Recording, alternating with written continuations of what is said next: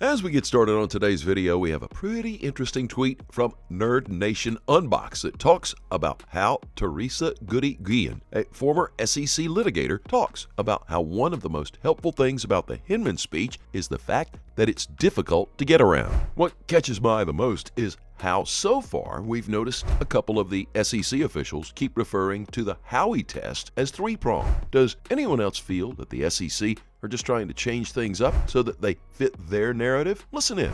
Bill Hinman in 2018 he said ETH is not a security, and everyone rejoiced, but it kind of looks clear that Gary Gensler doesn't necessarily share that view. Right. Yeah, it does appear that way.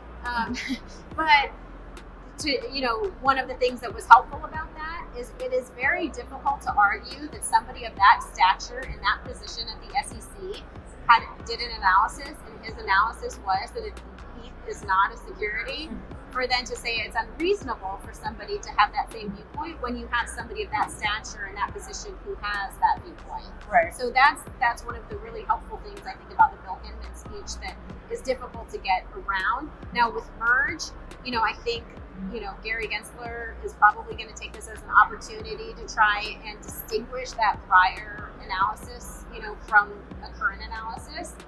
But it's difficult because, not to get too much in the weeds, but Bill Hinman's analysis was really based on like the third prong of Howey, which is whether or not people have a reasonable expectation of profits based on the efforts of others. And he was talking about that the Ethereum network is decentralized enough such that people will not rely on the managerial efforts of somebody to increase the value of ETH. Right. And so that was a big part of it. And he also talked about the whole point of the securities laws really in this area is it's a disclosure regime.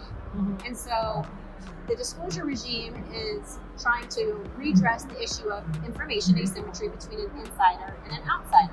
As always, welcome back to Money Side, your favorite crypto news channel. If you're new here, welcome to the XRP Army. Hit that subscribe button and turn on notifications so you don't miss out on our daily crypto news updates. Now, John Deaton took to his Twitter feed to address whether the Howey Test is a 3 or 4-part test. And in his thread, he explains that Gary Gensler always says Howey is a 3-factor test, but he ignores the common enterprise factor. To make things even more confusing for people is that the SEC is in its motion for summary judgment argues a 4-factor test, adding a new prong. And as John Deaton shared in one of his more recent tweets, the SEC spends most of its motion on showing Ripple marketed XRP as an investment, and that XRP investors reasonably expected to profit. That's when they bring up speculation by XRP holders, trying to tie it to Ripple's marketing efforts. According to Johnny Deaton, the bottom line is that it is a shit show because the SEC is making shit up as it goes. I just wanted to clarify the 3 or 4-part test because I won't be surprised to see Ripple address this in its opposition brief to the SEC's motion. Ripple will continue to rely heavily on REVAC. As we move forward, we have more updates from a tweet by 801_XRP that talks about Secretary Janet Yellen and how she speaks about a World Bank evolution roadmap. I and world leaders will call on World Bank management at the annual meeting next week to develop a World Bank evolution roadmap by December. Something is definitely cooking. The world cannot afford to delay or lower our ambitions. The current challenges are urgent. And that is why I, along with leaders from a broad group of countries, will be calling on World Bank management at the annual meetings next week to work with shareholders to develop a World Bank evolution roadmap by December. Deeper work should begin by the spring. Shareholders will then need to drive parallel, holistic reform efforts across other development banks as well. To accelerate this work, my team will step up our engagement with World Bank shareholders and management, and we look forward to discussing more details on this project in the coming weeks.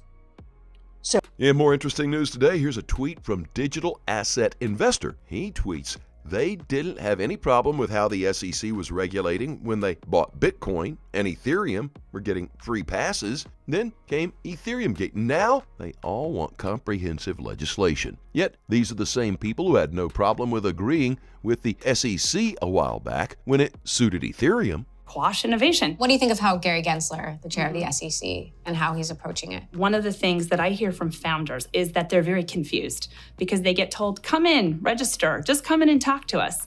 But you have the one company who's done the ultimate act of going in and registering. Coinbase filed an S1. And still, there's a lot of saber rattling still going on, I think. And again, I don't want to single out the SEC, and I don't want to suggest that anything they're doing is bad. I do think, though, that right now there's a lot of confusion. And one of the pieces of confusion stems from the fact that, and it started with the ICO mania back in, 2016, 2017, I can't even remember which year now, where the SEC was very loud about securities. A lot of them were securities, but the space has changed. And so to still view it through the ICO lens when so much has happened over the last 5 years in the space, I think is a mistake. And now as we wind down on today's video, we have an interesting tweet from Crypto Airy. In this tweet, she talks about the pre-allocation theories of the current XRP escrow in 2020 for banks. Check out the video she shared under that tweet as David Schwartz addresses the conspiracy theories that have been making the rounds on Twitter. He says, those conspiracy theories don't have any grounding. Okay, here's some questions. All right.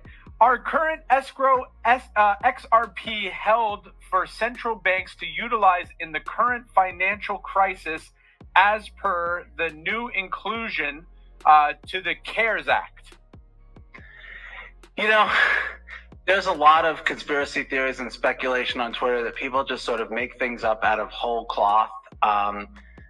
The word hopium is sometimes used to describe this idea that you see, people will see Ripple or they'll see XRP or they'll see some other cryptocurrency and everything going on in the news.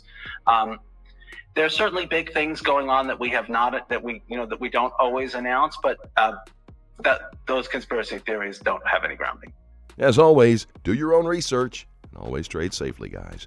Please keep in mind we're not a licensed financial advisor. All videos on this channel are intended for entertainment purposes only. You can always let us know what you think in the comment section below. Let's have a conversation. Thank you so very much for watching. Don't forget to like this video and please click on that subscribe button below and turn on notifications so you get informed whenever we post our amazing content. We'll look forward to seeing you on the next Money Side.